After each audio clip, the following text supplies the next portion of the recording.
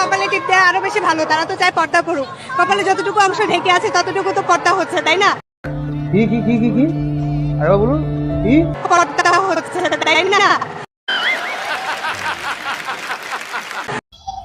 ওই কিরে খালা এইসব কি কয়? আচ্ছা খালা, আপনার কাছে আমার একটা প্রশ্ন ছিল। আপনাকে যদি সয়াবিনের তেলের জায়গায় গরুর পেশাব দিয়ে তরকারি রান্না করে দেওয়া যায়, আপনি কি খাইতে পারবেন? বলেন কি? না মানে হিজাবের পরিবর্তে যদি টিপ দিয়ে আপনার কপালের পর্দা করা হতে পারে, তাহলে সয়াবিন তেলের পরিবর্তে গরুর পেশাব দিয়ে তরকারি খাইতে আপনার সমস্যাটা কি? আমার মনে হয় পুরো মুখ জুড়ে টিপ করা উচিত, হুজুরদের আরো সাপোর্ট করা উচিত যে বেশি বেশি টিপ করেন, এইটুকু তো পর্দা হচ্ছে। যারা একেবারে পর্দা করছে না তাদের জন্য। না খালা, আপনি শুধু মুখে টিপ পরবেন কেন? সারা শরীরের পোশাকের পরিবর্তে শুধু টিপই পরেন, তাও তো আপনাকে কেউ দেখতে আসবে না।